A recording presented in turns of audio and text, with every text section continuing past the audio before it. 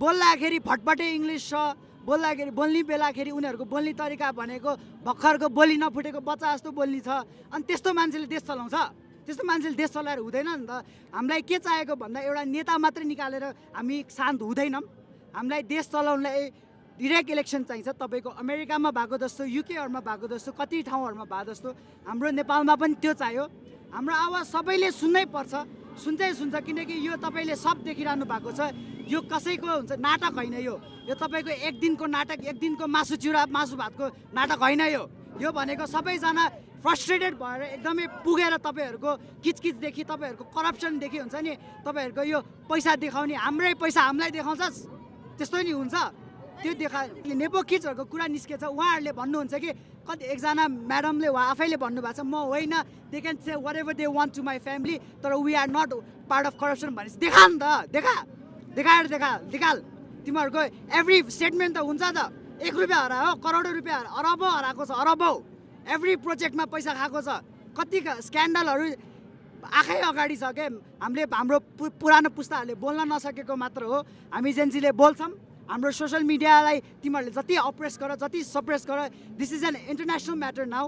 यो सबै कुरा जबसम्म सल्भ हुँदैन, सबैजनाले जबसम्म हाम्रो आवाज सुन्दैन, जबसम्म सबैले कि हाम्रो मागहरू पुरा गर्दैन, हाम्रो एजेन्डा भने एउटा मात्रै हो, करप्टेड लिडर्सहरूलाई हटाऊ, उनीहरूलाई इन्भेस्टिगेट गर। सिआइए भनेको कमिसन हो, के भन्छ, एउटा नन प्रफिट कमिसन हो जसले चाहिँ करप्सनलाई इन्भेस्टिगेट गर्छ। उनीहरूले काम गरेको छैन।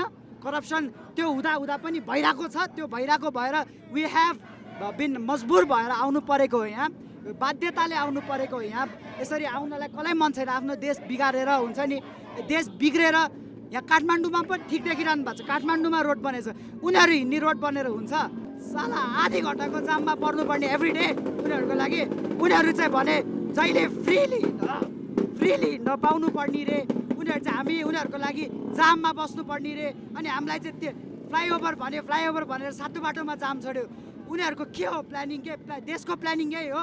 एउटा सिम्पल फ्लाइओभर बनाउन 4 वर्ष लाउने बिचारा नेपाली जनताहरूले एउटा सानो डेभलपमेन्ट देख्नलाई पनि यस्तो रुनु परेको छ भन्ने चाहिँ मेरो पर्सनल त्यो हो। हामी भनेको गर्ने देखाउने मान्छेहरू हुन्। Not only speaking for myself, एभ्रीबडीले यहाँ आउने मान्छेहरू केपेबल हुनुहुन्छ। कति मान्छेहरूले सप्रेस हुनुहुन्थ्यो, कोर्पोरेट हुन्छ नि, पोलिटिक्स रिलेटेड मान्छेहरूलाई बोल्न लगायौँ हामीले होइन त। कतिजनालाई बोल्न लगायौँ। हामी सानो यस्तो कुराहरूमा एकदमै पेटी भनौँ कि होइन, एकदमै राइचियस भनौँ, एकदमै हामी यस्तो कुराहरूलाई छोड्नेवाला छैनौँ। हाम्रो मान्छेलाई केही भयो, हाम्रो जेनेरेसनलाई केही भयो भने हामी कसलाई छोड्दैम? कति जेन्जीहरू पनि नेपालमै बसेर गर्नु। I am one of them. I am one of Gen Z who has not gone to foreign country for foreign employment, because I believe नेपालमा पनि केही भइन्छ, नेपालमा गर्न सकिन्छ हामीले भनेर। डिरेक्ट यस्तो इलेक्सनको प्रोसेस कस्तो हुन्छ भन्दाखेरि तपाईँलाई थाहा नै छ है। डिरेक्ट इलेक्सन चाहेको हामीले फर्स्टमा मैले भने जस्तो, तर बालेन शाह मात्रै भने एकजना नाम नलिउँ होइन, धेरै युवाहरू छन् जो चाहिँ एकदमै केपेबल छन् होइन। तर त्यसरी नै गरेर हामीलाई चाहिँ युवाहरूलाई चाहिँ एउटा पोस्टमा राखेर हुन्छ नि, प्रपर एजुकेटेड मान्छे चाहिएको। अनपढ, बोल्न नआउने, लेख्न नआउने, पढ्न नआउने हुन्छ नि, प्रपरली उनीहरूले भनेको कुराहरू पनि मिलेको छैन।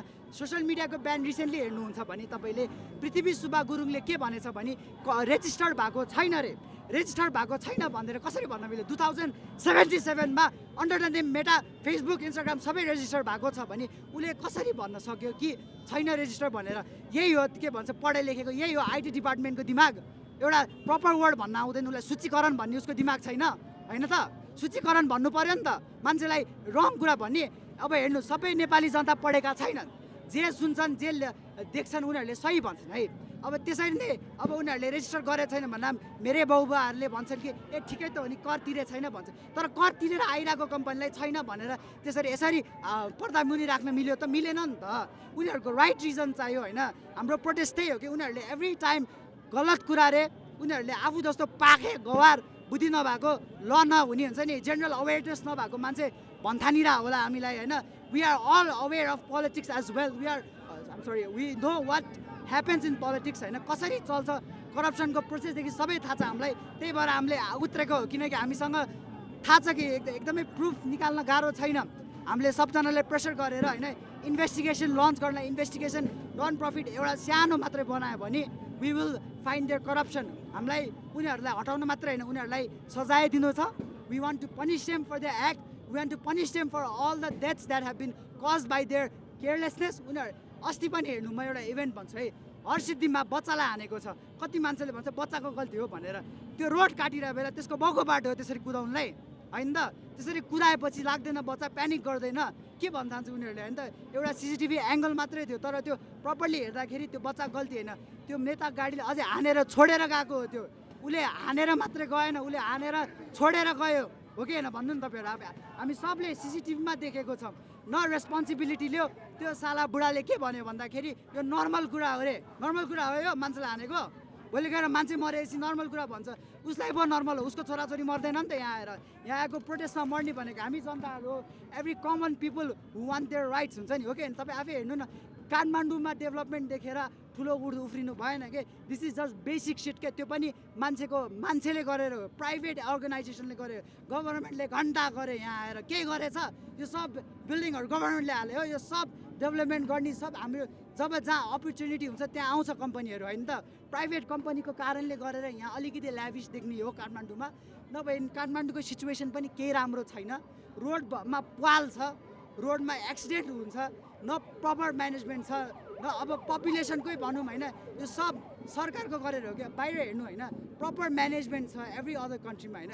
युरोप लिम एक्जाम्पलमा, होइन? प्रपर म्यानेजमेन्ट नभए उनीहरूको छोराछोरीलाई चाहिँ विदेश, हामी चाहिँ नेपालमा किन त? That's my question.